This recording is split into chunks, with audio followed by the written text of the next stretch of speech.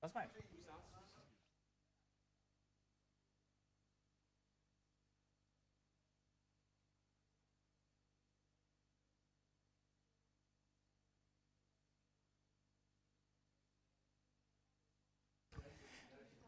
Well, welcome to the next part of our fascinating meeting.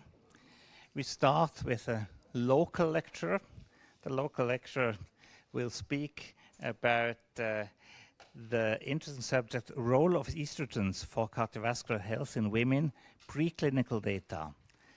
Professor Raghvendra Dubey is working for years here in Zurich. He was one of the pioneers with the NO question, but as usual, Europeans are less recompensated for their work than Americans. But for me, it is one of the most important scientists working in this field. If you would like to present your lecture, I'm looking forward to it.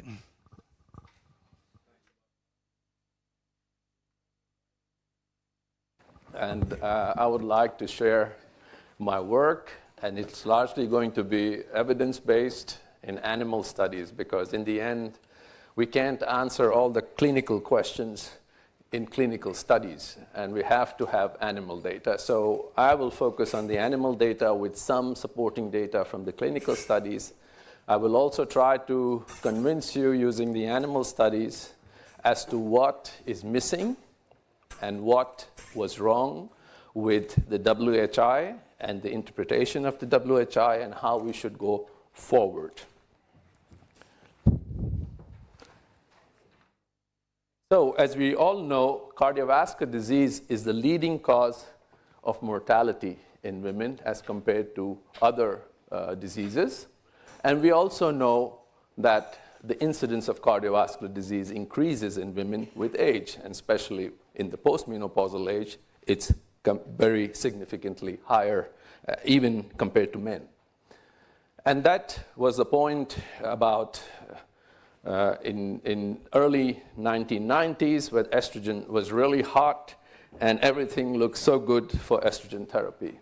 But first, I would like to say that menopause, the basics. We know that around the age of 50, the women experience start to experience menopausal symptoms.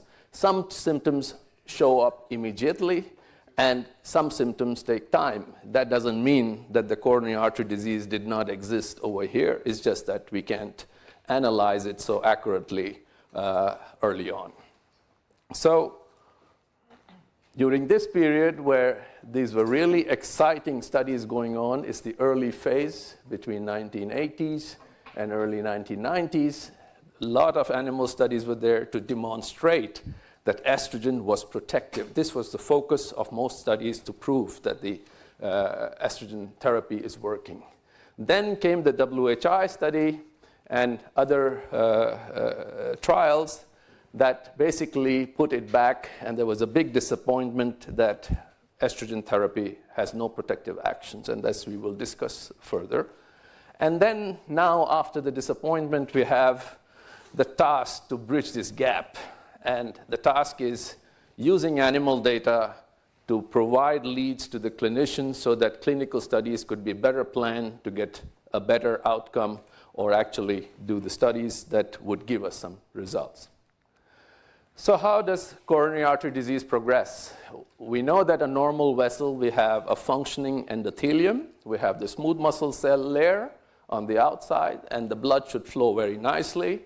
And there should be no adhesion and nothing should stick. And this is the basics of vasodilated vessel, which is basically maintaining the blood pressure and everything.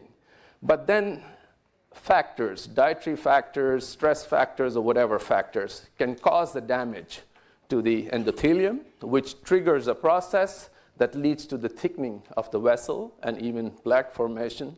And this leads to coronary artery disease. And indeed, measuring of and comparing of intimal thickening or plaque incidence in pre- and postmenopausal women has very clearly demonstrated that both incidences increase. So there is an association between vascular remodeling in pre- and postmenopausal women, and that the thickening of vessel does take place. So that becomes also a target for treatment.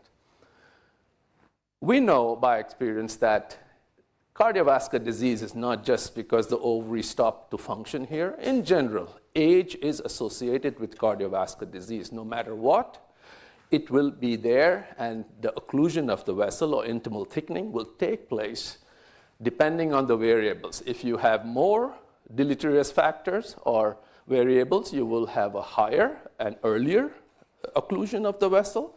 Otherwise, you will follow the normal age in a healthy, and the thickening will still be there. So in case of estrogen, there was association found that in women who had no coronary artery disease and with coronary artery disease, you basically could see that the estrogen levels were low, so suggesting that there is some sort of association between estrogen and the thickening of the vessel. Now, is it true? To study this, you have to go through the complex understanding of how remodeling takes place. In the normal vessel, you have an intact endothelium, like here.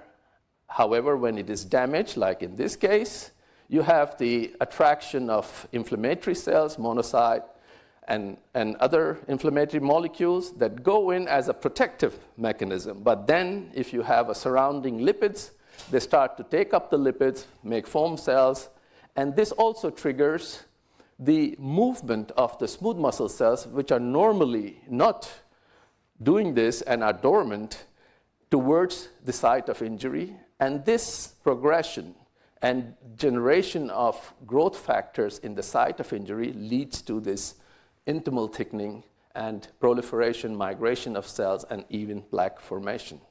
Now, if you could stop this, you could probably treat, and this is the main target of many of the companies. So to summarize it once again, you have cardiovascular disease, which is associated with inflammation, endothelial damage, low generation of vasodilators that keep the vessel dilated. You have cholesterol that plays an important role. LDL is high, HDL falls low. You have adhesion molecules that can trap the platelets and other inflammatory cells to drive them into the site of injury.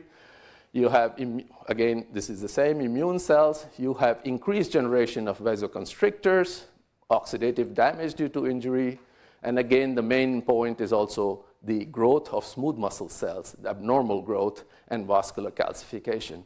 And I will touch on some of these points just to provide you evidence as to what animal studies have shown as far as protective effects are concerned.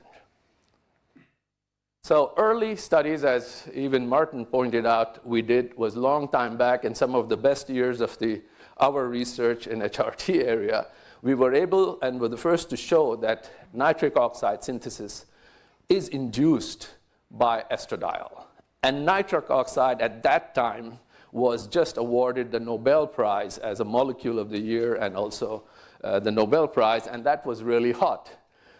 Subsequently, apart from this molecule, it was shown that COX-2 is induced. COX-2 is known to induce prostaglandins, and these are also vasodilatory. And hence, these two vasodilatory molecules, which are also capable of inhibiting smooth muscle cell proliferation, inducing endothelial formation, and inhibiting platelet aggregation, are increased by estradiol, suggesting that this vasoprotective mechanism is influenced by estrogen. Now, coming to LDL, what do we know? It's very well established that the LDL gets lodged within the vessel wall. And there is the evidence that shows that if you incubate the vessel and you stain it for LDL presence, you could see that TNF-alpha, which is an inflammatory cytokine, can induce the lodging of cholesterol in the vessel. When you treat the vessel and do the same experiments in presence of estradiol, you are significantly block this deposition. Hence, this is another mechanism where cholesterol-induced vascular remodeling or thickening can be blocked by estradiol. And studies done by Clarkson, one of the big guy, a very nice, really a real good researcher, and who did so much in the in the field of HRT showed that in monkeys, if you, in postmenopausal monkeys, overectomized monkeys, if you treat them with estrogens and don't treat them, here's no treatment, placebo, and treat them with estrogen plus progesterone and give them a high atherosclerotic diet, the logging in of LDL and cholesterol uptake in the vessel wall is only 2.8, whereas in the placebo group, they had 16.1, a big difference that shows that indeed estradiol can decrease the uptake or lodging of LDL in the vessel wall. What about calcification? We know now that there's a lot of data coming out, especially in context to WHI-related study, that calcium score is decreased by estrogen. And here, animal studies have shown this, that the calcium logging in overectomized animals is increased because there is no estrogen. However, if you give estradiol, you can block this, and there is a very significant decrease in calcification as well as in atherosclerosis. And the same thing can be shown in smooth muscle cells, where the red color defines the calcification of the cells, and estrogen has been significantly able to inhibit calcification, which is a very good sign because calcification is a good indicator for coronary artery disease. Now, also work done early on by Simoncini et al. They have basically were able to show that platelet adhesion, which is the starting point of any vascular remodeling process leading to occlusion, is blocked by estradiol. So when you treat the endothelial cells with some inflammatory molecule like lipopolysaccharide, which is like in septicemia, you have a very high number of platelets adhering to it. However, when you add estradiol to it, the numbers are dramatically decreased, suggesting that yes, estradiol can inhibit platelet adhesion, attachment, and hence early on block the process for vascular remodeling. Again, that focus was also on endothelial recovery of damaged endothelium, and many studies were done, and here it was shown that how endothelial cell growth after the scratch assay, where you scratch the cells like a wound and then add estradiol, you could see that estradiol induced the recovery of the damaged area, both in vivo, where the blue area is the damaged area, and it was reduced by estradiol. So again, estradiol promotes the recovery and maintains healthy endothelium, and that is important to prevent the vascular remodeling process downstream after vascular injury. So all this thing came up around this time, 1990s, early 2000s, and then there was a study from Opral's group that showed that when you injure the carotid artery in rats and give them estradiol, you can block this thickening, injury-induced thickening of the vessel wall if you give estradiol. So this is the thickened area, and at the same time, our group and many other groups demonstrated that these cells express ER alpha and ER beta. So obvious, based on the old working hypothesis, it was hypothesized that estradiol should bind to ER alpha or beta and mediate its effects on the cells. And this is exactly how it would look. It might go to ER alpha, beta, and then induce some mediators that induce protective effects.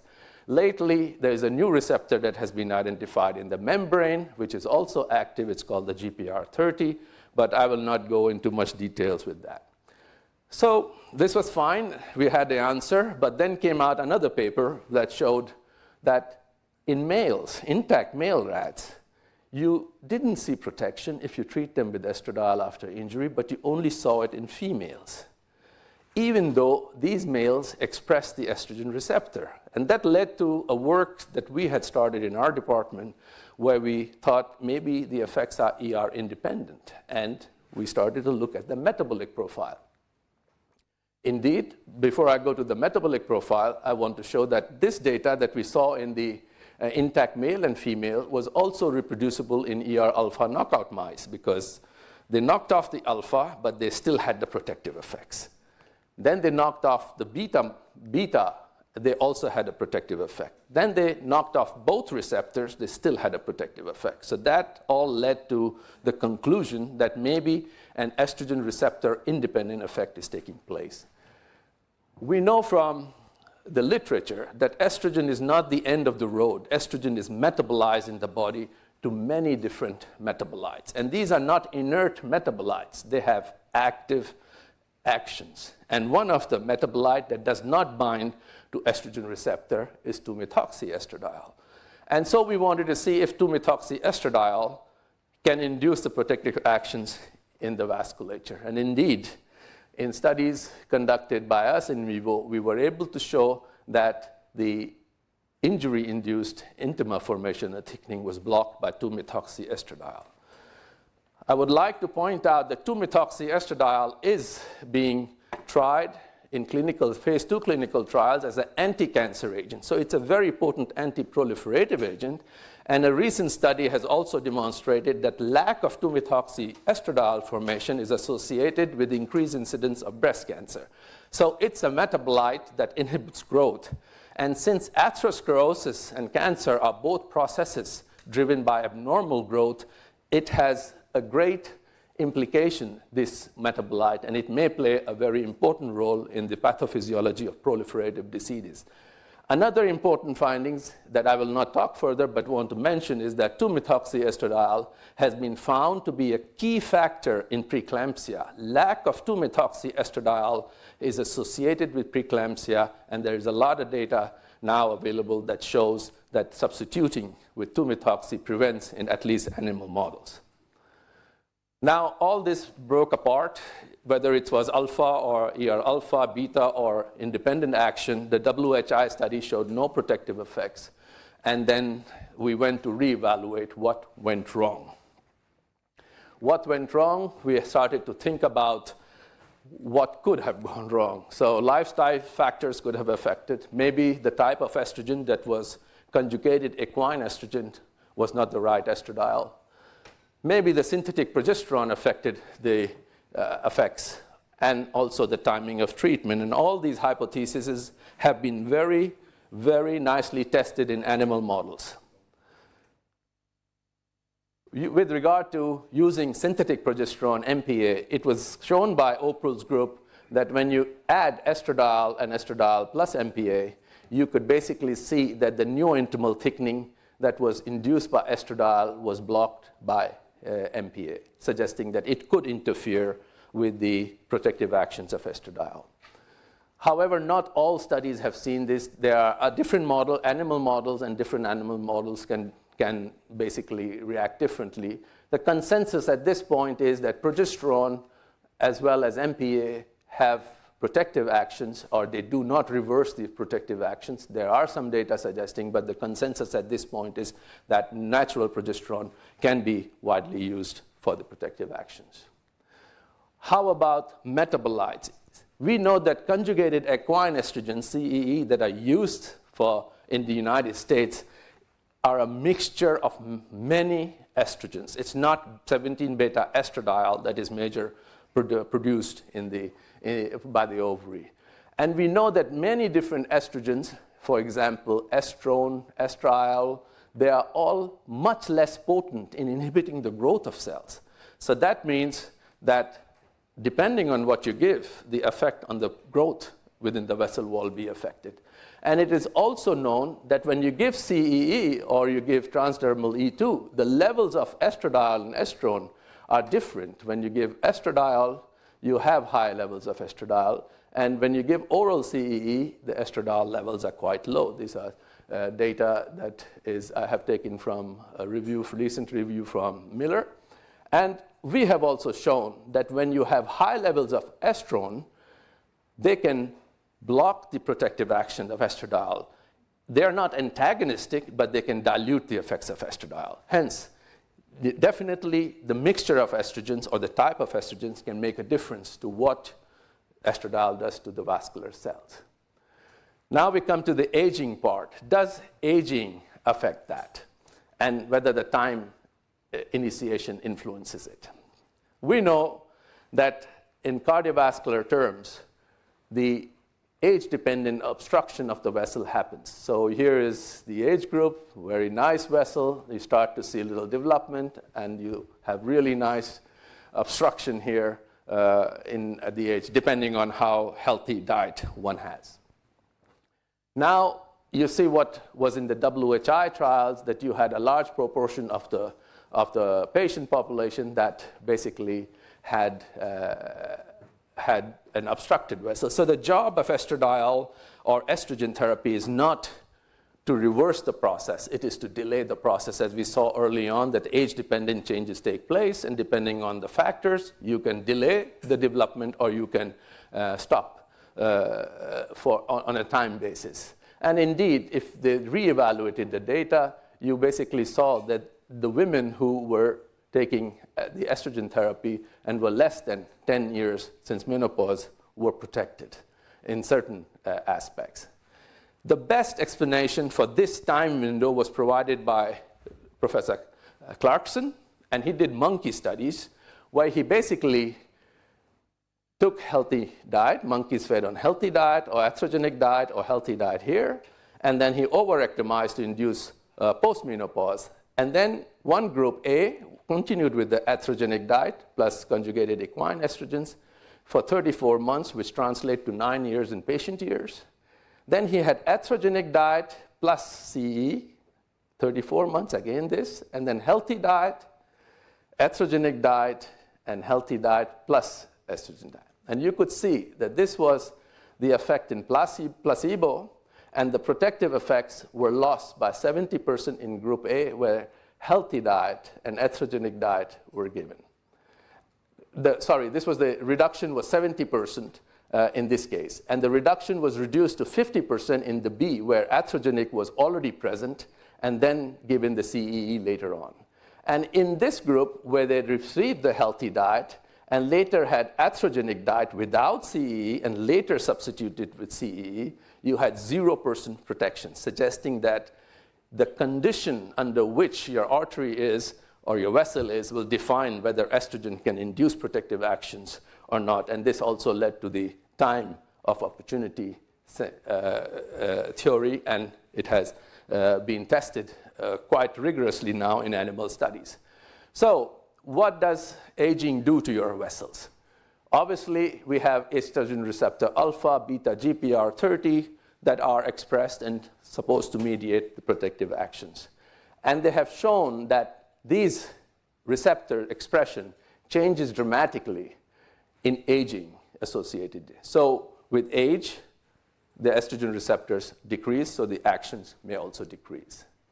There have also been studies that have shown that the vasorelaxing effects that are observed in young animals is considerably decreased in aged animals, suggesting again that the vascular condition does define how estrogen effects will vary. Again, we come to calcification story, that here atherosclerotic calcification is actually increased when you have pre-existing conditions. So it's just the opposite to a healthy vessel, and hence could lead to deleterious actions with estradiol therapy.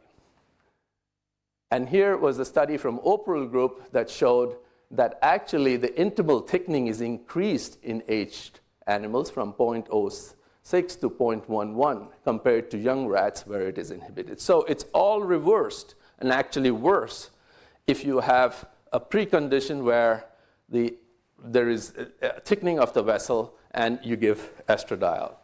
And same thing has been found with the infiltration of neutrophils within the vessel wall, the neutrophils, the leukocytes, monocytes, and the expression of adhesion molecules. They are all increased rather than decreasing when you have this pre-existing condition. So estrogen in aged animals or vessels with precondition could have a deleterious action rather than protective action. Again, this is supported by some of the data that in young patients, you see a nice protective phenomena. You don't see that in higher, in the higher age group, 70-79, but 50 to 59, you did see a protective effect of even in the WHI study. In the calcium score that you've seen, the WHI also, this wing of coronary artery calcium study also provides very strong evidence that conjugated equine estrogens reduced calcification in the vessels. And a very strong statement was also made that WHI enrolled so many patients, average is so and so. ET reduced coronary calcification by 42% and by 61% in women who were adherent to estrogen therapy. So it is a strong evidence, even related to the WHI, that young patients do benefit, and calcification, which is a key process for coronary artery disease, is reduced by estrogen therapy. Smaller studies which are well controlled have been done, and HODIS has demonstrated that in the intimal thickening study that yes, you have a very significant decrease in intimal thickening by estradiol, and the progression of atherosclerosis is decreased. This also provides us good evidence that E2 treatment over a 2-year period prevents against vascular remodeling and occlusion.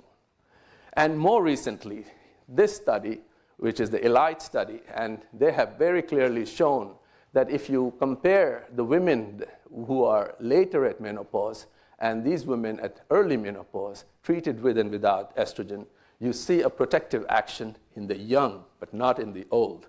Again, going back to the timing hypothesis and the preconditions under which the treatment takes place. And hence, estrogen therapy seems to have protective effects, and it could be the window of opportunity.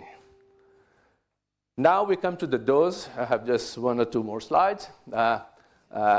We have been talking about lowering the dose, so I just wanted to share some evidence that how it works. There have been studies in animals that have shown that low doses of estradiol are quite effective and can block neointima formation. So depending on the type of estrogen, I'm sure estradiol would also work. And in monkeys also, they have shown that half the dose of what is given to women in monkeys also, it worked, and you had protective effects on neointima formation.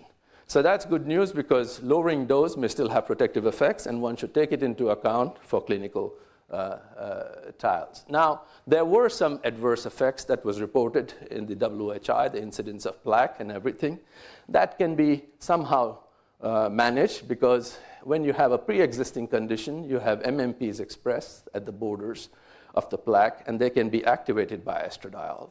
So if you can minimize this by changing the route of administration, as there has been shown by this study that CEE, when in this case, increases when given orally, but if given transdermally, estradiol had no effect. This would be beneficial, and you can avoid this deleterious action on the plaque rupture if given orally. So there have to be strategy how to prevent the adverse events and how to increase this perimenopause window, how to treat your patients in this. So the take-home message is very clear. We still need a better understanding of aging-associated factors, mechanisms that induce adverse cardiovascular actions. I mean, we need to know why estrogen increases these inflammatory and growth effects when the cells are aged or vessel is aged, because then we can find some counteracting molecules that can prevent this and be protective. The early initiation of estrogen therapy in peri may be beneficial. Well, this is not for me to decide, animal study suggests, but I think one can take comfort in that low dose may be helpful. The lower doses are effective in animal models. Maybe they also would be effective in women's, and this needs to be investigated. And oral versus transdermal, both are effective, but transdermal seems to have less negative effects, so maybe it may be beneficial more. And finally, based on the preclinical trials, ultra-low doses of estrogen, preferably 17-beta estradiol, given transdermally to women in peri, may be beneficial. I think this is open for the clinicians to decide and look at the data, but the animal data suggests that this might be the route to go. Thank you very much.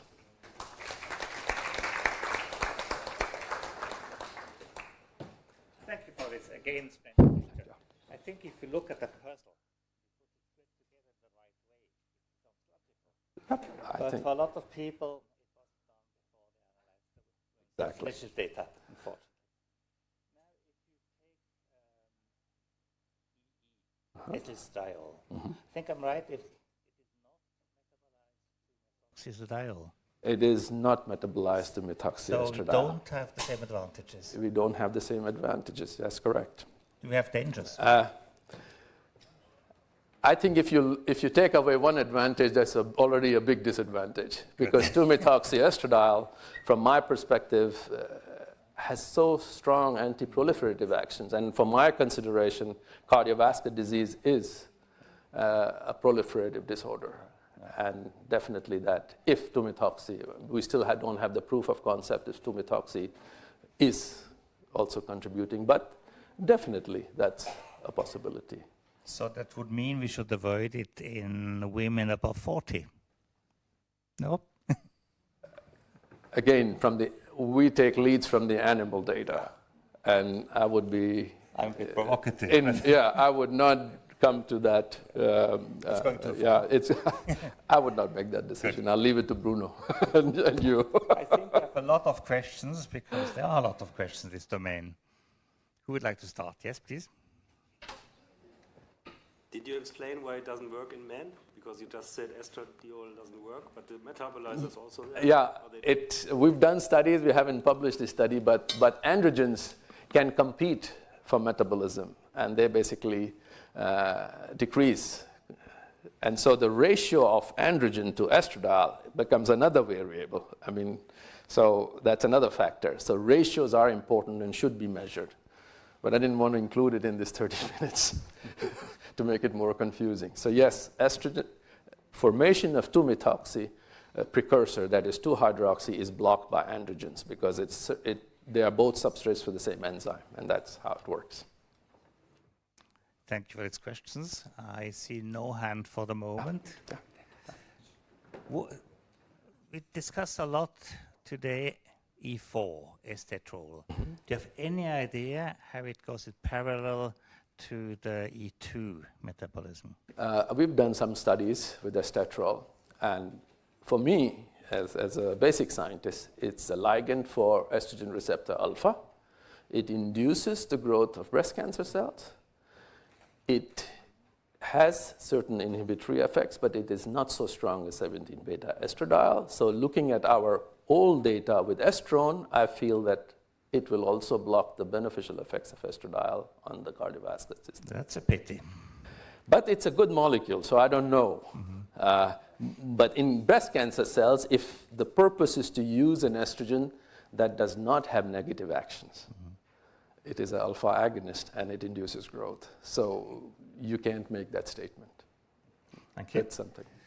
If there are no other questions, we continue with the clinical data. The clinical data presented by Professor Hanna Savolainen from Helsinki. She is at the Department of Obstetrics and Gynecology at the Helsinki University, and especially in reproductive endocrinology. Her specialties are HRT and midlife health issues in general. Hanna, if you may. Okay, thank you for the nice introduction. So here, okay. It's a pleasure to be in Zurich, so thank you for the invitation. So my job is to review the clinical data on hormone therapy and cardiovascular disease. So in the first part of my lecture, I will cover non-hormonal factors affecting cardiovascular health in the midlife, so mainly the most common cardiovascular risk factors. And then I will move to the effect of hormone therapy on cardiovascular health. I cannot avoid some overlapping with the previous presentation, so I will also cover some timing hypothesis because it's a really important thing regarding cardiovascular health. And I will also discuss something about the different hormone preparation based on our own data from Finland. Although cardiovascular disease is traditionally thought to be a male disease, it's also the leading cause of death in women in the Western world. And the incidence is quite low in the premenopausal age, but it will increase by age and also after the menopause when women will start to achieve men in the incidence of the disease. The cardiovascular risk factors are in many cases similar in women and in men, and you know most of these risk factors. However, there are some gender-specific risk factors that you have to take into account when you are counseling these women, like hypertensive pregnancy disorders or PCOS syndrome or like that. Some of those risk factors you cannot do anything about, but there are many modifiable risk factors that I will continue with. So smoking is maybe the most preventable risk factor for cardiovascular disease. And although traditionally male have been smoking more than women, at least in Finland, we have been worried about young women who tend to smoke as much as men. So differences in smoking habits have been decreasing during the last years.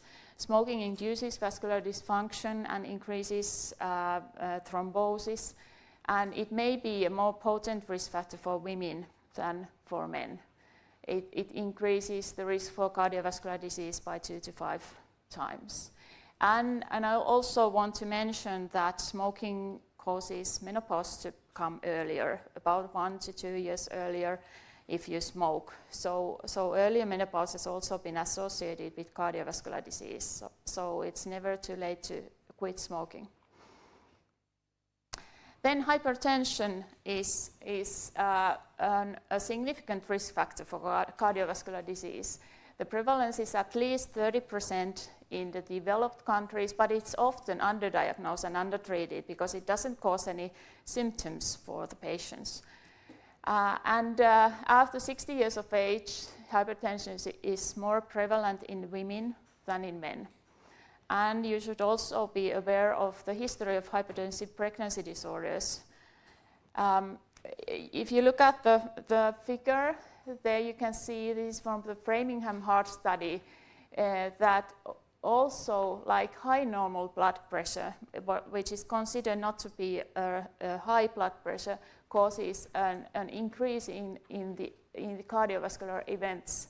So high normal is less than 140 and 90 blood pressure, but it's a significant increase in the cumulative incidence of cardiovascular events.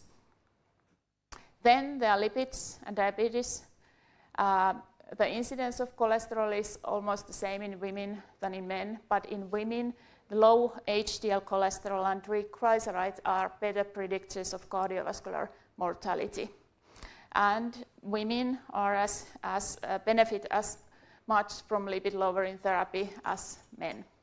Diabetes is maybe the most important risk factor for cardiovascular disease, and women tend to be at a greater relative risk for cardiovascular disease if they have diabetes than men. So also obesity is an increasing problem in the Western world. In some countries, about 1/3 of the people are obese, and obesity tends to be more in women than in men. So you could talk about a global obesity epidemic today. And we'll have to also remember that in the menopausal transition, when the hormonal levels will change, the low estradiol levels will lead to a change in the adiposity of the women. So women tend to get more total and abdominal fat, and an increase in abdominal fat leads to an increased risk for metabolic syndrome, diabetes, and cardiovascular disease. So we have heard today about lifestyle modifications. The same is true for cardiovascular disease. You should discuss diet. The Mediterranean diet is also good for cardiovascular health. Maintaining normal weight, physical activity, and smoking cessation are important for the primary prevention of cardiovascular disease. So this is one study that asked the women about their major fears or what they think are their greatest health problems. And you can see here that most women have a fear for breast cancer, and they think that cardiovascular disease is not a problem for them.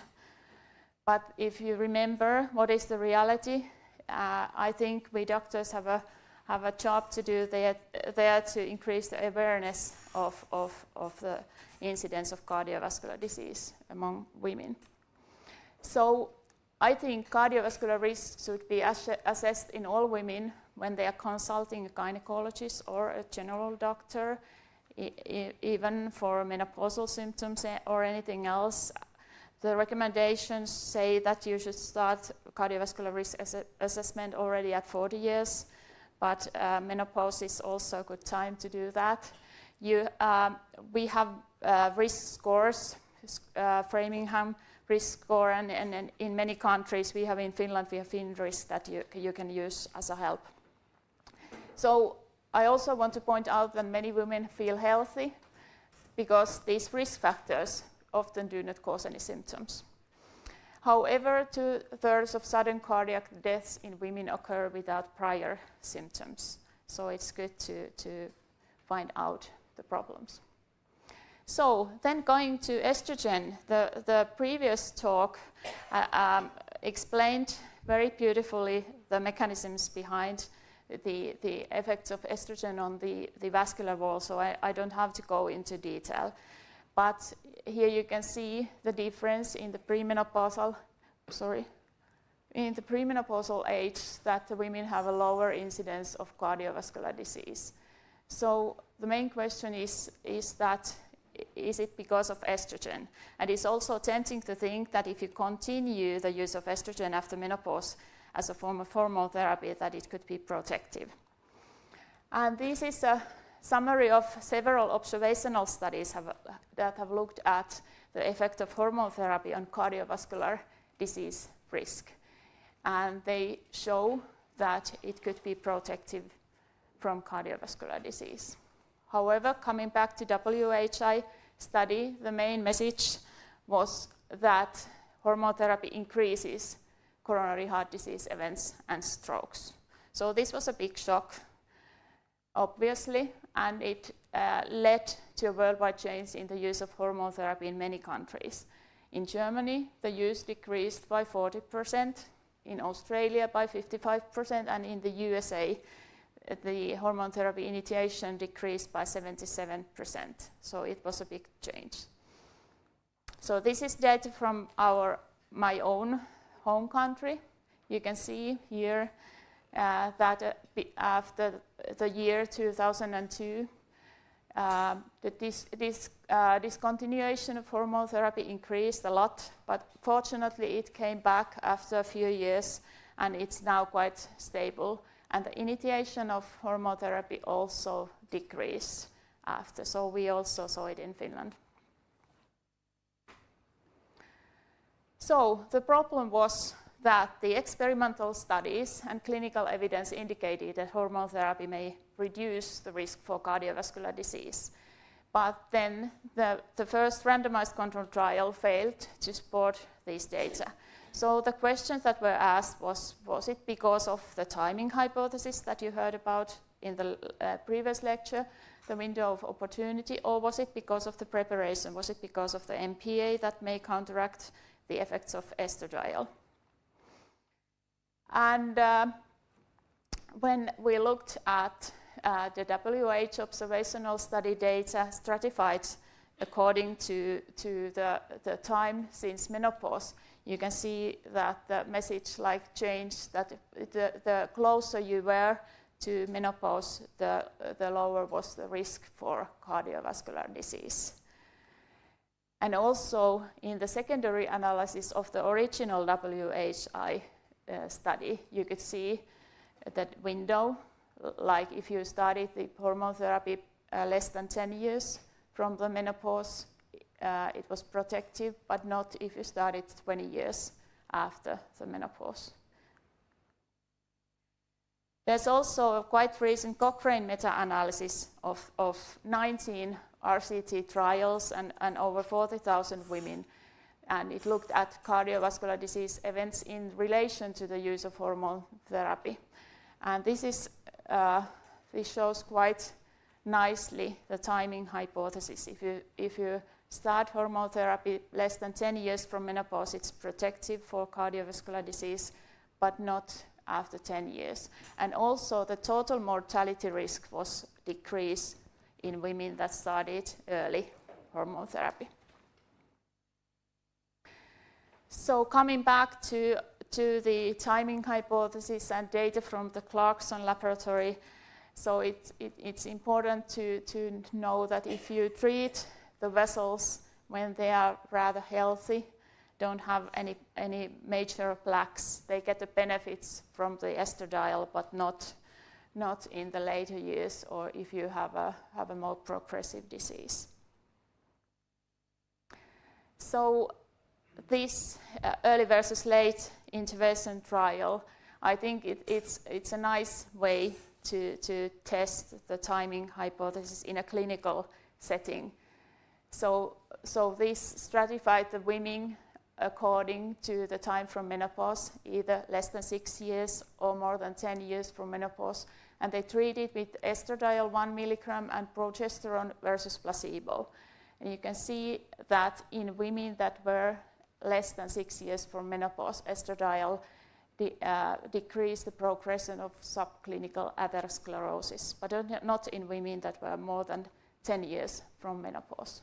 So this was also supporting for the timing hypothesis. So then I would like to present some data from Finland.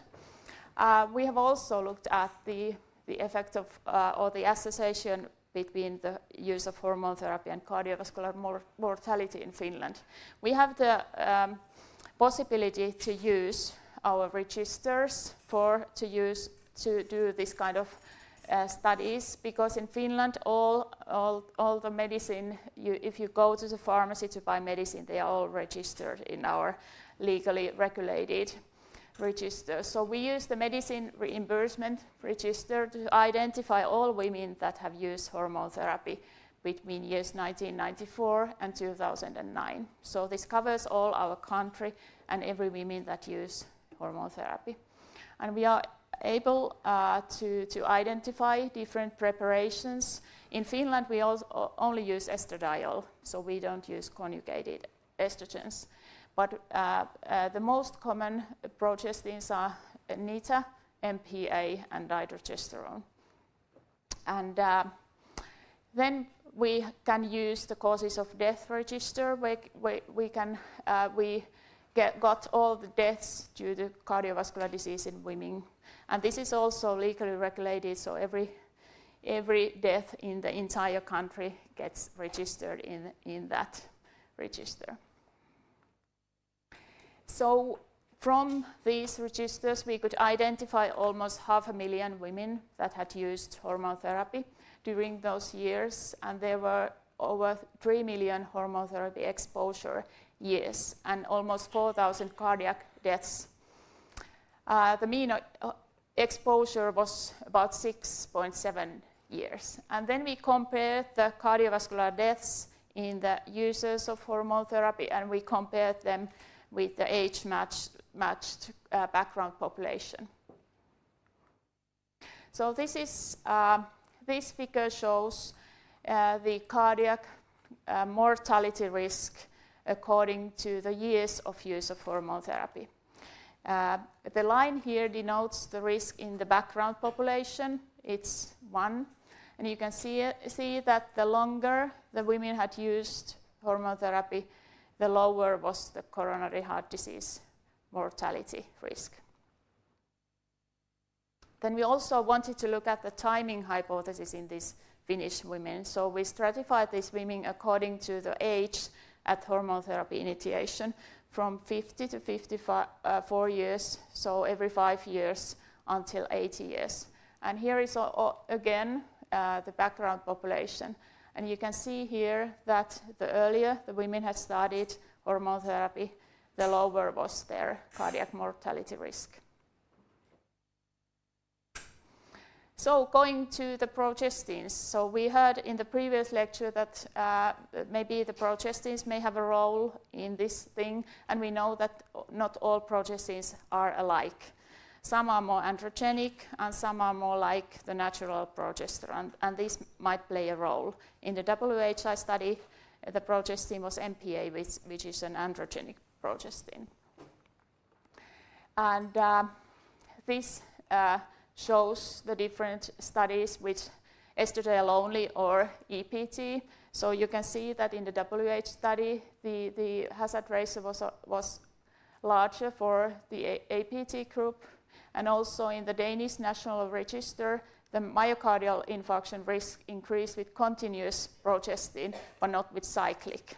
On the other hand, in the Danish osteoporosis prevention study, the results were similar with estradiol only and estradiol with NITA. In our population, we could compare the different uses of progestin, so NITA, MPA, dydrogesterone, other, and also tibolone, which is quite a different preparation. And these are the background data from those women. And we could show this is the cardiac death risk in the different progestin users. So we could show that we didn't find any differences between the different progestins or compared to the estradiol only. In the group that studied hormone therapy before 60 years or later than 60 years of old. So they were similar, the progestins.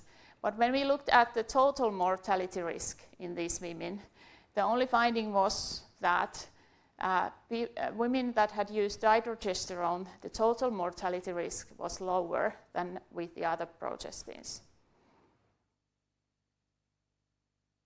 So from this, I would like to conclude that estradiol-based hormone therapy is associated with reduced cardiovascular mortality risk in our Finnish female population. And the hormone therapies are accompanied with larger mortality risk reductions the earlier the therapy is initiated. So this goes nicely with the timing hypothesis. The different progestins, when you combine them with estradiol, do not modify this timing effect in the cardiovascular disease. But dydrogesterone appears to be superior to the more androgenic progestin in the total mortality group.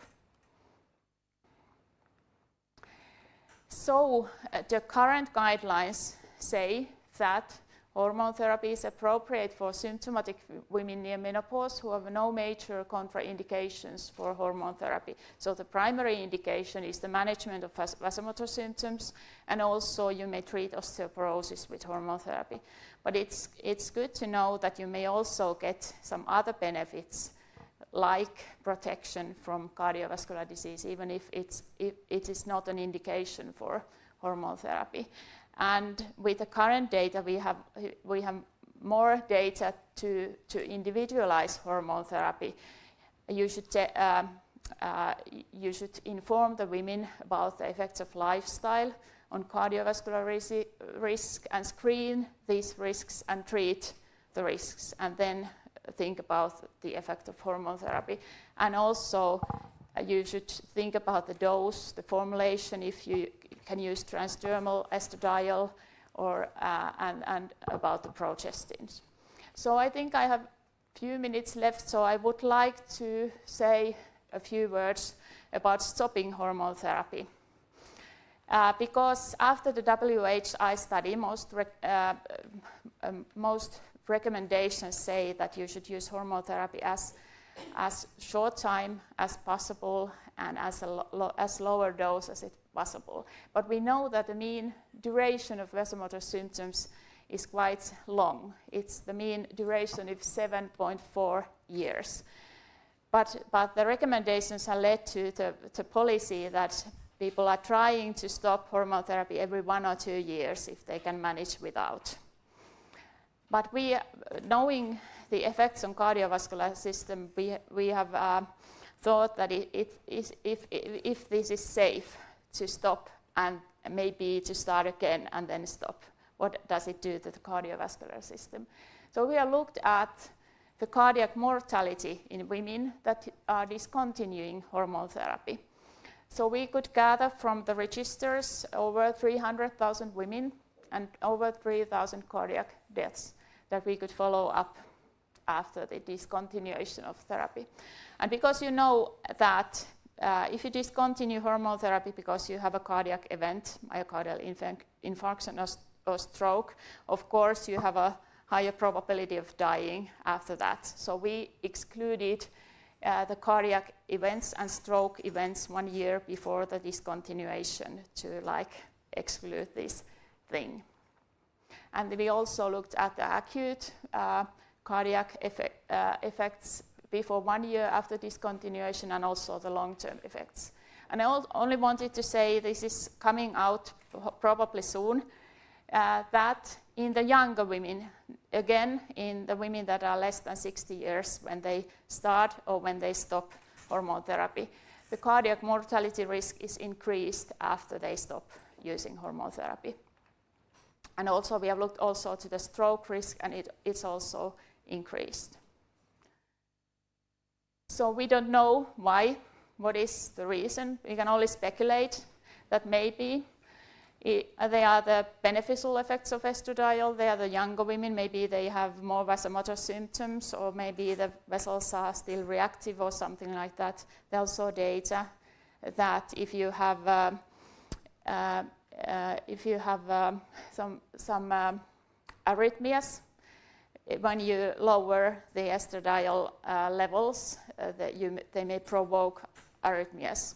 We don't have the reason, but these are some probable reasons for this. But to conclude from this, during the first year after hormone therapy discontinuation, the cardiovascular mortality risk is increased, and this is particularly seen in women that are less than 60 years of age. So our findings questions the cardiovascular safety of hormone therapy discontinuation to evaluate if these young women can manage without hormone therapy.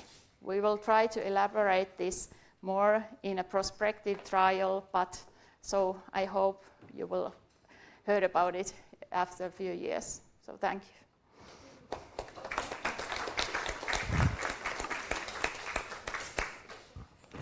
Thank you, Hanna. Your data are beautiful. Thank you very much. And you can fill in a lot of holes with your data. Yeah, I hope so. The paper is open for discussion. Who would like to ask something specific to Hanna?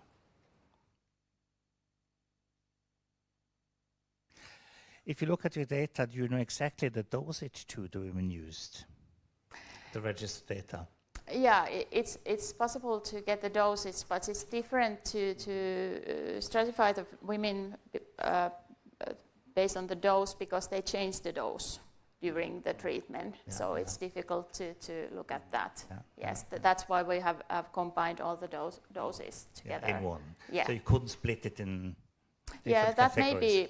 maybe could be possible, but you know that in clinical, because this is a clinical study, the people change the doses and they lower the dose, and that's why it's difficult to analyze. Mm-hmm. Yeah. What I think is interesting to see is that you confirm that aldosterone is a good choice. Yes, I think that's a very nice finding, because that supports also the French data, and the more natural progestin would be better. And you have no data about progesterone itself? You don't have it? No, because we have it, but we very rarely use it in Finland for hormone therapy, so we don't have any data. Yeah. Okay. If there are no other questions, I think we are exactly in time. We continue. Thank you very much again. And now we're changing to bone. And the bone question will be presented by Professor Hermann Hatschi from Frankfurt and Marburg in Germany. You know him because he has been several times already in Zurich. He is one of the big experts in all commissions in Germany and in the world. No. Yes. Ladies and gentlemen, dear Chairman, at first I'd like to thank you for the kind introduction, for the invitation, of course, especially Bruno. This is for you.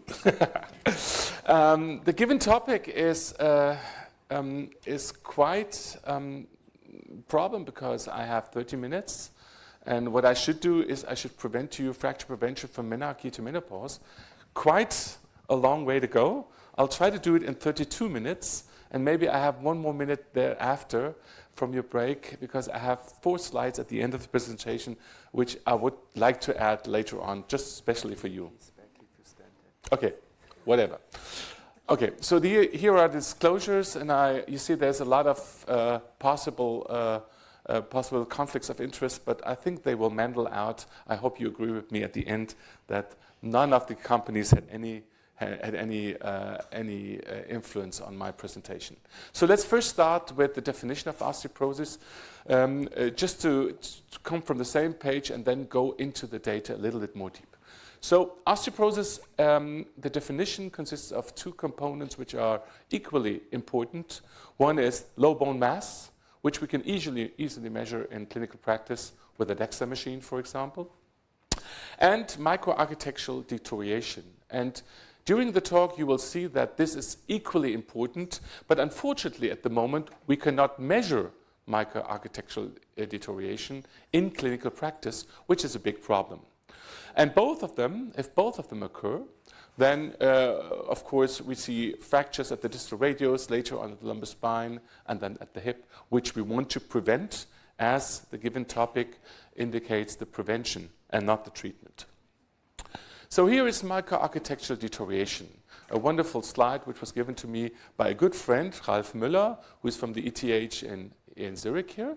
And Ralf made these micro-CTs of bone specimens of a 37-year-old woman who died in the US, no history of osteoporosis, and of an 84-year-old woman who did not have osteoporosis and died from a heart attack.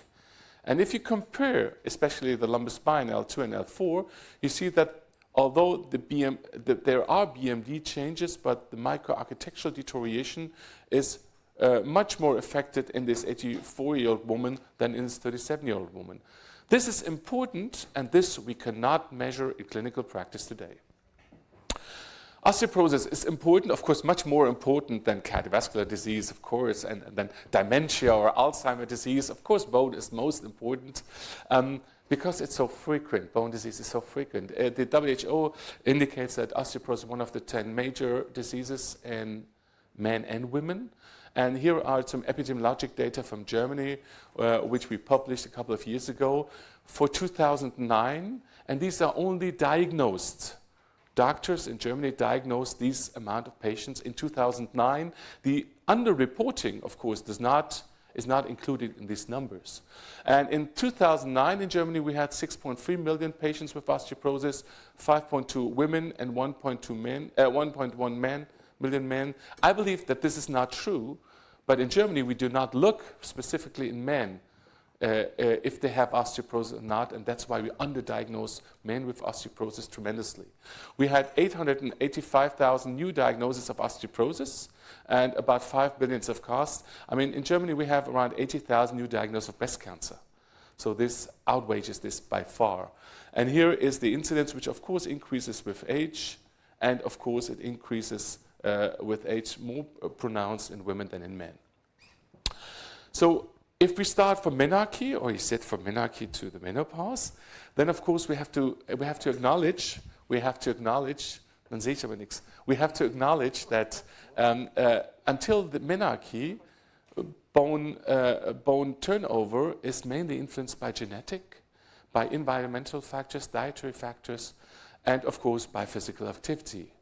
And from the moment of the first menstrual bleeding, bone becomes an estrogen-dependent organ, and it stays that way. I will show you at the end of the presentation until the woman dies. So from the time of the first menarche, bone is an estrogen-dependent organ. Then at around 20-25, peak bone mass is achieved, and you see that with regular menstrual cycle until the menopause, bone mineral density is somewhat stable. This is due to the influence of estrogen on osteoclasts, which increase bone resorption, and osteoblasts, which increase bone formation, and both are wonderfully balanced during regular menstrual cycle. What about young premenopausal women?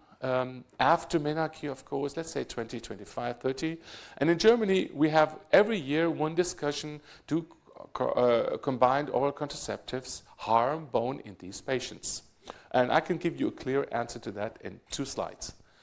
We had in the past a number of slides here of our good friends Marco Gambacciani, who performed a wonderful studies years ago, published more than 10 years ago, investigating oligoamenorrheic women for more than 2 years, give them calcium, and you see they lost considerable bone, while women on oral contraceptives, irrespective of the progesterone given, had at least an increase or a stable BMD, indicating that oral contraceptives are not harmful to bone. We've just performed a large-scale analysis from UK database and looked for fracture, for the risk of fracture in premenopausal patients on oral contraceptives, and you see that smoking increases the fracture risk in young premenopausal patients, epilepsy, diabetes, but oral contraceptives decrease the risk significantly. And this decrease of around 20% was dependent on the duration of treatment. So here you see the longer the duration of an oral contraceptive was, the lower was the odds ratio of the fracture risk in these patients, indicating no, today we can state that there is no increased risk of fracture in premenopausal patients on oral contraceptives. But there's of course always one caveat, DMPA, which is not widely used in Germany, but in a lot of developing countries. And for DMPAs, it has been, it is in Switzerland? Oh, I'm sorry, but you're not a developing country. I didn't want to be unpolite. I'm sorry. Okay, good. Let me home, please. No. So with DMPA, there are a number of studies indicating that there's a loss of BMD, a tremendous loss of bone mineral density for the duration of treatment. And this is more pronounced in younger women, where bone mineral density and architecture is still formed, than in elderly women. As you see here in this sub-analysis of Scholes and colleagues, women in the age group of 18 to 21 had a considerable loss of BMD at the hip compared to the total population. And we have, and this is a case I brought to you, a patient which visited me, I think in May 2015. She had 7 years of DMPA use, and I don't like DMPA at all. So I said, let's do a BMD scan to see, and she was nearly osteoporotic. She is 24, and she's already nearly osteoporotic at the spine.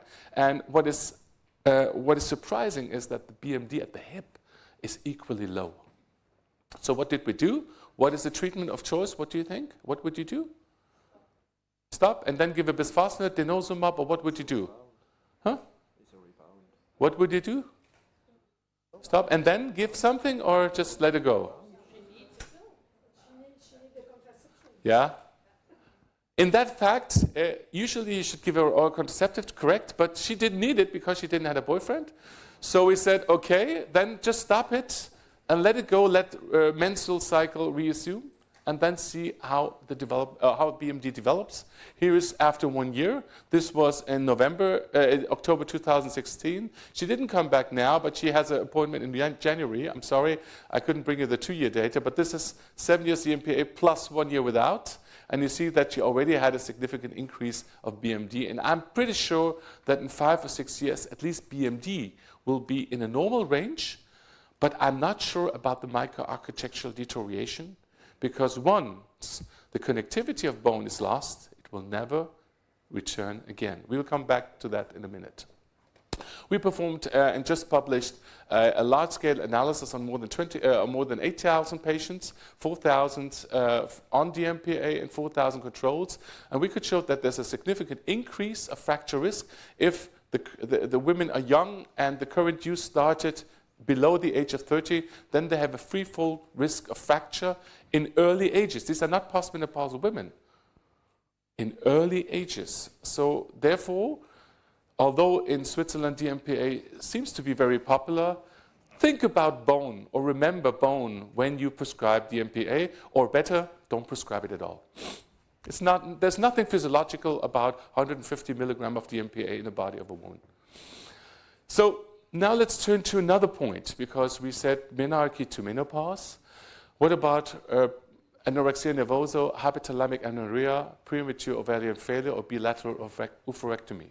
And in our model, all these women must lose bone and should have an increased fracture risk, with these diseases because with these diseases we have a secondary amenorrhea and therefore a imbalance in bone resorption and bone formation with an increase in bone resorption and therefore a loss of BMD. Well, female athletes are patients with a hypothalamic amenorrhea, runners especially. I have a couple of them. In Frankfurt is a center of the German team for marathon, and they all come to me and they have devastating BMDs. Or anorectic women.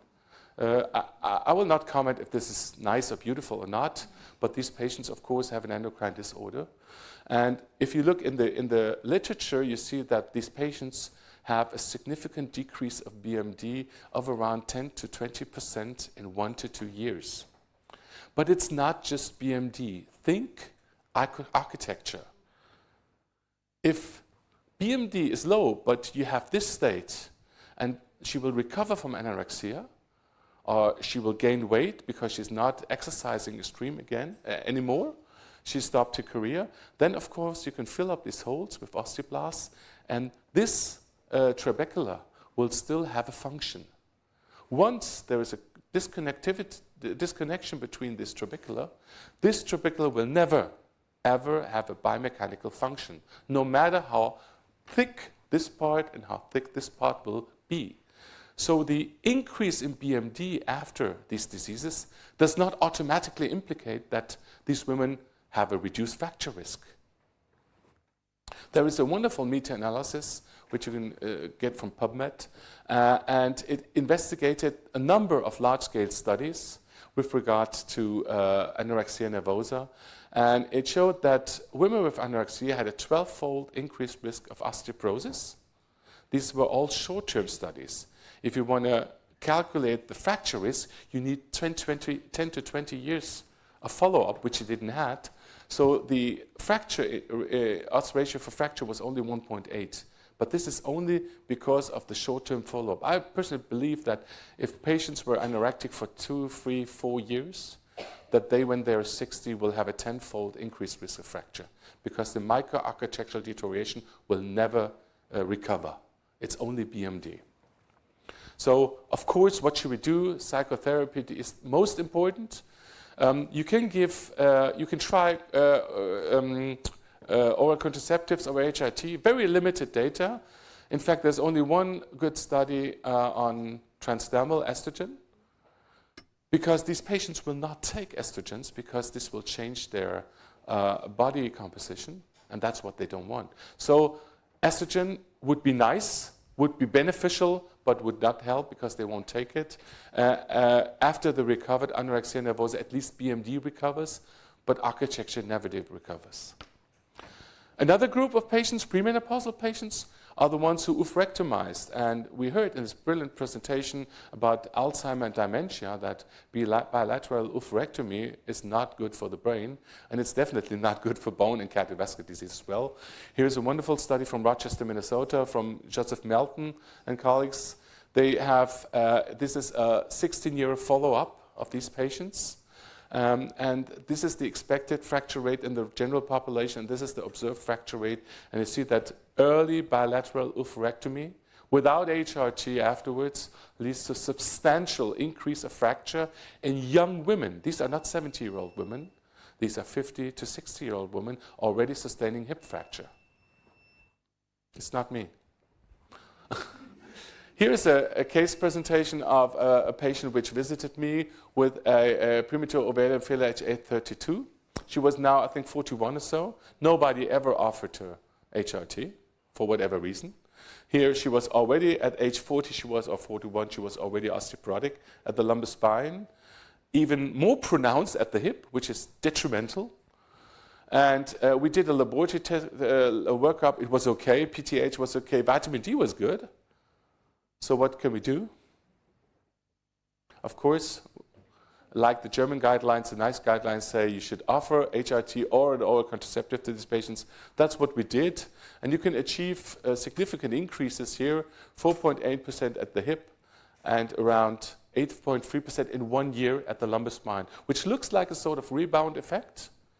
So yes, These patients need to be treated. It's better to start treatment right after POI is diagnosed, but better late than never. This was, I think, how many, 7 years ago, 32? Yeah, about 7 years after POI diagnosis, and still start treatment, even if she does not have hot flashes, because I believe the cardiovascular risk will decrease. Dementia, we heard the data today, and the bone will benefit anyway.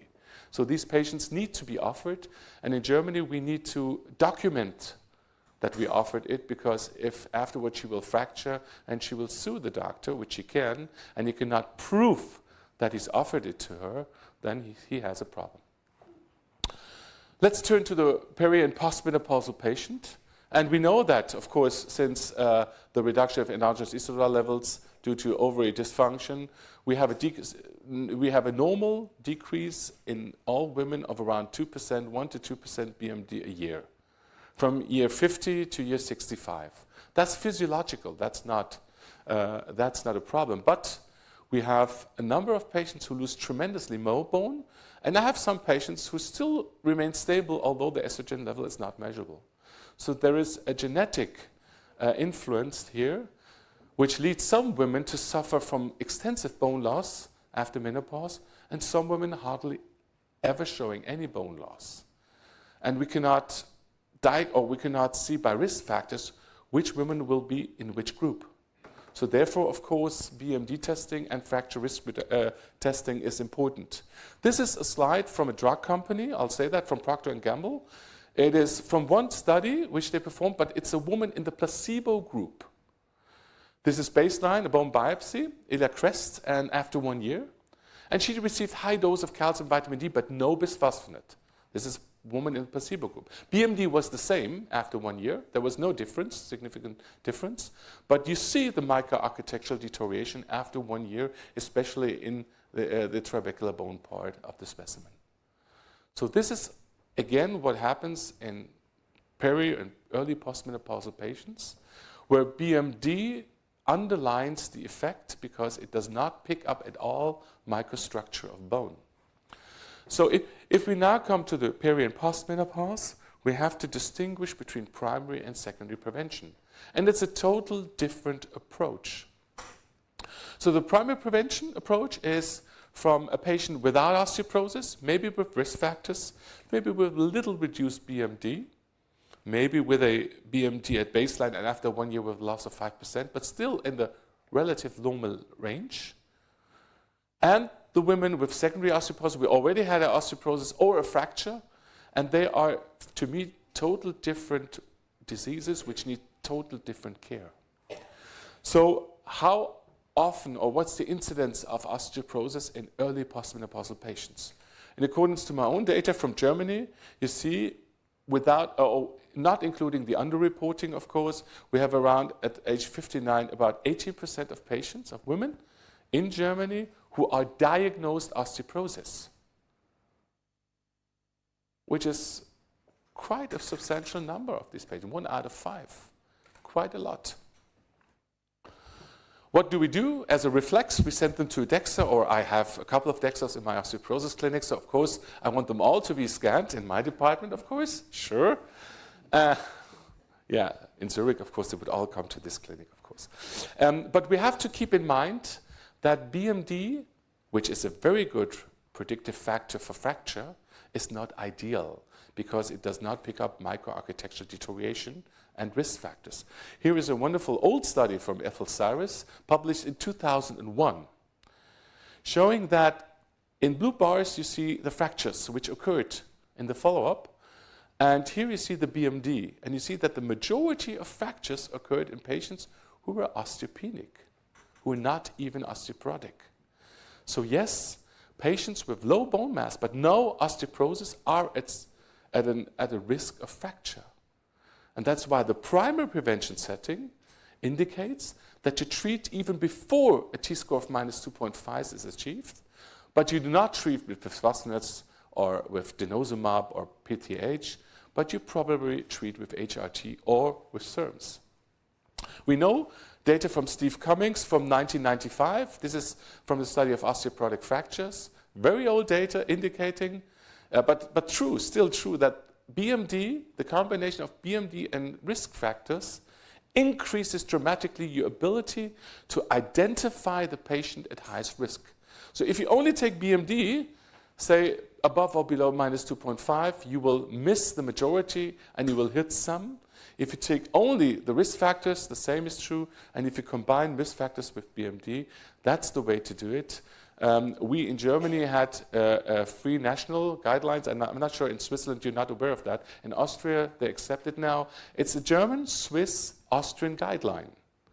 Marius Grenzlin is part of that group, Christian Günther from Basel. So the Swiss is represented here, but I know that for whatever reasons, different reasons, these guidelines are not applicable in your country. But what I want to show you is that in 2006, way before FRAX, we already had a system where we included risk factors, age and BMD, and then identified patients who need treatment or who should not be treated. And currently we are updating this 2014 guidelines, and I hope that at the end of the year we will publish them. We have a large number of risk factors which trigger treatment. And this is very in opposite to FRAX, and we still believe that we are better than FRAX, because FRAX only includes 7 risk factors, and we include 24, and this list will be even higher in the next guideline. So we can more individualize patients' treatment with regard to risk factors. Okay, so if we now have a woman in our clinic or in our office who has an increased risk, is around 50, 52, perhaps has hot flushes or not, then of course we have this window of opportunity for bone. And this is of course clear. First cut, you can give an HRT or a SERM. In Germany, unfortunately, the combination is not available. I'm not sure in Switzerland, BZA is available. Is the combination available here? No, okay. So estrogen is effective. Of course, if the major reason for osteoporosis is estrogen deprivation, then of course giving estrogen must be effective. And this is a slide which is even older, 2005. And you see that irrespective of the dose, virtually every dose of estrogen has an effect on bone in postmenopausal patients. What is important is that there are a number of responder analyses. This is one from Bob Lindsay. I think it's from the HOPE study.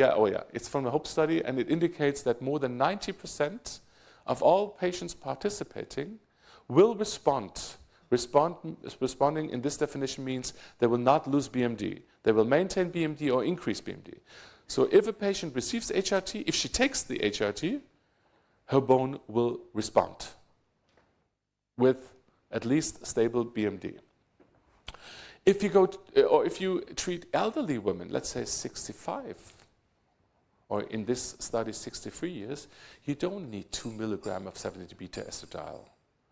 You need much less in order to maintain or even increase BMD. This is a wonderful study with a transdermal estrogen. It's a patch. It's a 14 microgram patch. And here, baseline estrogen level was 4.8 and 4.7 in both groups. It remained low in the placebo group. And the increase of BMD from 4.8 was to 8.8. Your regular, if you send blood to the laboratory, usually in Germany and Switzerland it's the same, I guess, they will not give you any figure below 10 or 20.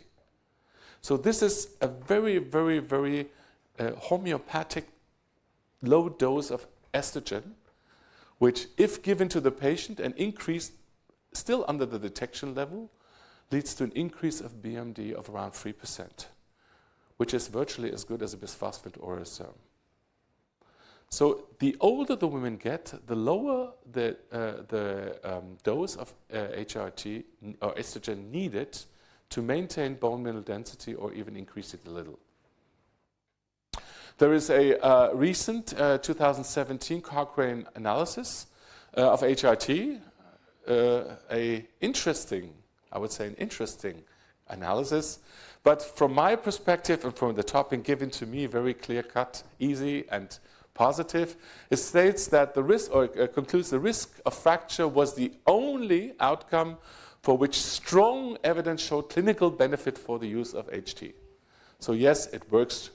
HT works. And this is the summary. You see the total fracture, spine fracture, and hip fracture, all reduced in WHI, which is predominantly the predominant study in this Cochrane analysis. And please keep in mind that if you compare WHI with denosumab bisphosphonates, there were total different populations used. WHI was used in the primary prevention setting. These women had no risk factors for osteoporosis, they had no T-score of minus 2.5 at study entry, and they had no fractures. Primary prevention. All the bisphosphonate studies, virtually all, have been performed in patients with a T-score of minus 2.5 or at least one fracture. This is a total different study population.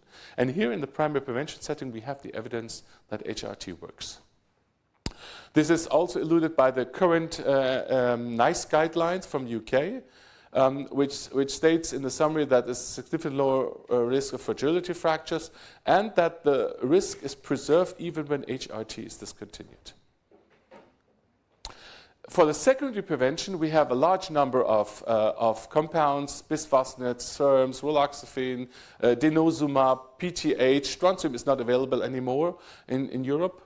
But there's a number of compounds which have been proven to be effective in placebo-controlled, randomized, clinical controlled studies. Yes, but this is secondary prevention, not primary prevention.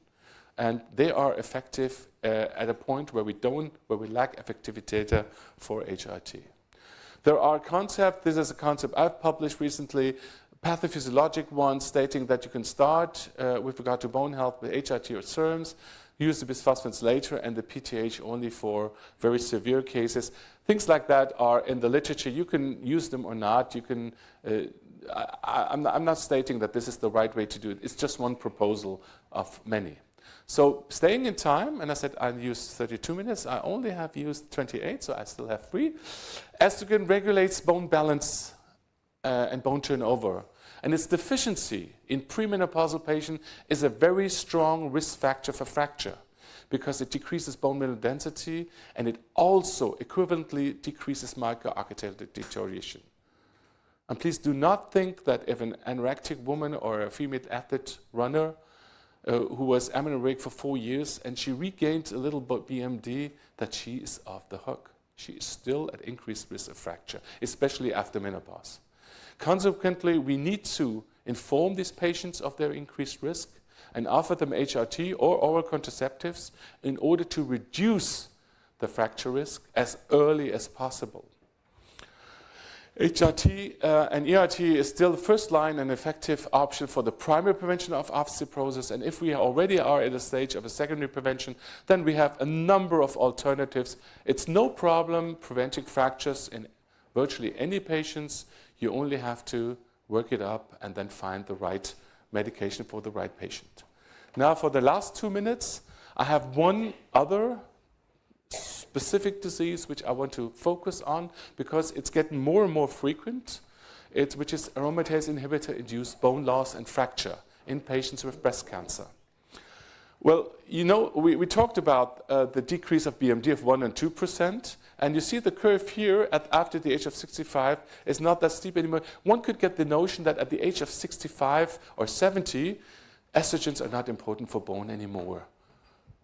The opposite is true. Because very, very low levels of endogenous estradiol, as in these prospective studies including more than 7,000 patients, the study of osteoporotic fracture, no HRT was given, but the patients 77 years and older were followed up, and here the fractures were analyzed with regard to the endogenous estradiol level. This summary of this study, or this part of the study, shows that women who were able to produce very, very little endogenous estradiol level in the adipose tissue through aromatase, estrogen levels of 5 to 9 picogram per mil, very little, had a 50 to 70% reduced risk of hip and spine fracture, indicating that a little of this for a postmenopausal woman is a sort of protection against osteoporosis and fracture. Maybe too much is what we saw from Anne Gombel's wonderful slide with body mass index and cancer. Too much endometrial cancer, okay, but a little is not bad for bone. It protects from fracture, 50 to 70% risk reduction. Now, if we have a patient with breast cancer and we treat her with aromatase inhibitor, we want to reduce the endogenous estradiol level to 0. That's why it's superior to tamoxifen. And that's what happens, actually. We published this years ago, that irrespective of the aromatase inhibitors, you reduce endogenous estradiol level to 0. This right away leads to significant decrease of BMD and a significant increase of fracture. In these randomized controlled trials with very rigid inclusion and exclusion criteria, it's about 10%, indicating 1 out of 10 patients on an aromatase inhibitor after 5 years will fracture. Now, looking into real-world study and real-world data, and there's now 5 or 6 studies out there. One is from our group, and all of them point in the direction that the fracture risk in patients who are compliant to treatment is around 20%, 18% in 5 years, indicating 1 out of 5 women on 5 years on aromatase inhibitor will fracture in these 5 years, not counting the fractures which occur later on. So if you treat patients, or if you counsel patients with breast cancer on an aromatase inhibitors, in Germany by law, you must counsel them to go to a DEXA and to get an osteoporosis, at least a workup done. This is important, and we have just, on behalf of the International Menopause Society, the IOF, the Cancer and Bone Society, the ETCS, the International Society for Geriatric Oncology, have just published a consensus paper, how to do this, how to get to a treatment, and when to start treatment. There is one more additive value of this treatment, of this patient group, which is very important. If you treat these patients with a bisphosphonate for the prevention of bone health in breast cancer patients on aromatase inhibitor, you will have an additive value with regard to their breast cancer. This is a study led by a group of investigators by Rob Coleman.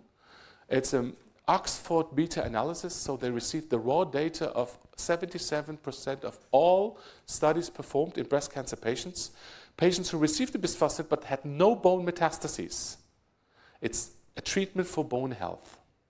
And these patients who received the bisphosphonate for bone health, for the prevention of fracture, for the prevention of fracture, had a 34% reduced risk of bone metastases and a 17% increase or decrease in mortality.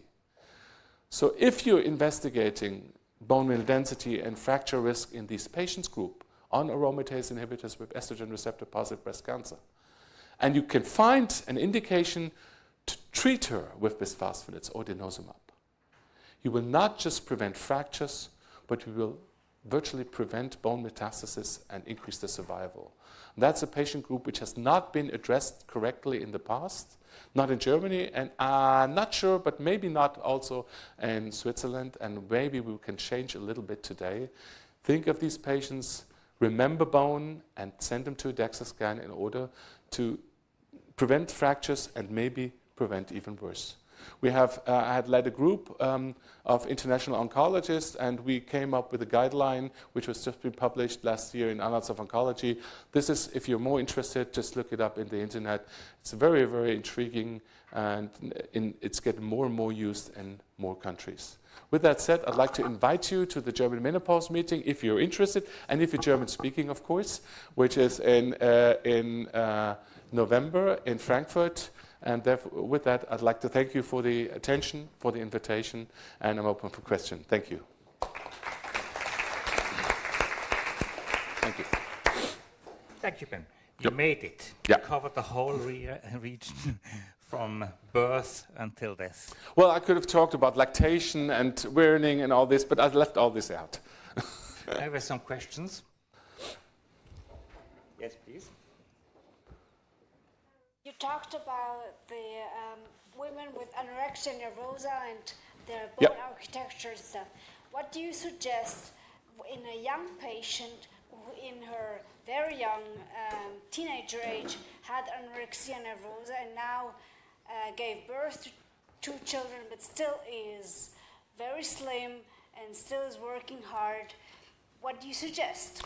Does she have regular menstrual cycle or not? You got your answer. Give her the pill, but she doesn't want because she wants another Well, child. if she does, if you counseled her and she doesn't want it, it's her own right to get the fracture. That's her choice. And I don't mean this sarcastically. I mean this honest. You told her, she understood it, and then it's her life. And when she comes back after fracture, don't tell her, told you so. Just tell her, let's positively start now. But can we do anything about the bone architecture? No, I mean, you could start and give her denosumab. But when you stop denosumab, all the bone you gained will be lost in 1 year. So that's not a long-term thing. You can give her bisphosphonate, but if she gets pregnant again, you don't know what will happen because the bisphosphonate will stay in bone for virtually ever, and it's going through the placenta, so we don't know what will happen. So HRT, oral contraceptive, even with 70 beta-estradiol, may be a very good choice. And if she doesn't want it, I'm a married man, my son is 30 years, so you can imagine how long we're married. So now, if I know that if my wife says no, that's a no. You don't argue. With my patient, it's the same thing. So if they say no, they don't want it, you can talk hours, and you will not prevent one fracture. So just let her. Question there. One question or Please. comment. You immediately recommended to give her a pill, but perhaps she would prefer natural estrogens. Yeah. And with regard to that, according to my knowledge, and I want to confirm or not confirm, there are no data on 1 milligram preparations. What that would do with the bone of anorectic premenopausal No, there's no data. women. So Yeah. the question is, do we really have to give 2 milligrams, or might 1 milligram also be an option? There's no data in the point of, or at the moment of inavailability of data. You can measure CTX. You give her 1 milligram, and then you measure CTX, which is a bone resorption marker. And if your lab is good, maybe it's in the clinic, you can do that and get reliable results. And if bone resorption is not increased, it's okay. If bone resorption is increased, you can increase 1.5 to 2 milligrams. That would be a practical approach. And do you see any reason to give it rather transdermal than orally in premenopausal women, not in postmenopausal? I first ask them if they need contraception. If they need contraception, I prefer 70 beta-estradiol contraceptives. If not, then I would always give transdermal, but that's my personal feeling because of venous thrombosis, depending on if she's adipose or not, if she's smoking or not, and all this. But I basically prefer transdermal, but that's my personal feeling. You can give it orally too. But I think maybe the situation is a bit different in 30-year-old women in comparison. I think to we should 60. do discussions between you two, but continue. We have time for 2 questions, Please. and then the coffee. Yes, please. So by young woman, how long can I wait? Yeah. I will repeat. Can I wait until you speak about talking about the fracture with the mother, because it happened that the mother, she didn't like that the young woman started with hormone, but 6 months, 8 months without. There is no clear-cut. There's no clear-cut answer to that. It's a little gut feeling. If it's a regular woman, she's regular menstruating, has no risk factor. Okay, so amenorrhea for 9 months, but no risk factor. No family history, no glucocorticoid use, and all this. You can wait until a year or so. Because if she has normal BMD, she will lose 4%, which she's still in the normal range. And when she's very thin? When she's very thin, maybe after 9 months, 1 year, yeah. But just the thinness, if she has regular menstrual cycle and she's thin, that's okay. But when she has no period. Okay, thank you. Of course. Okay, and the last question here, please. Can you tell something about the risk for bone density with the other gestagen-only contraceptive, like With the other what? Gestagen-only contraceptive. Okay. No, I can't, because we're at the moment we're just doing the analysis, and I hope I will go to Rhodos next week, and thereafter I'll get the results for the publication, and then I can tell you. We're just doing the analysis on 14,000 patients on progestin-only pills from a database we have, and I have no idea what the results will be. And Mirena? There is one BMD study, and forget it, no data. No, I would say no fracture data, and in this regard, BMD data is just not good enough. I think that was a very good conclusion. Thank you again for your firework. That was brilliant. Thank you much. We are back at 4 o'clock. Take your coffee. Ja, ja, sure.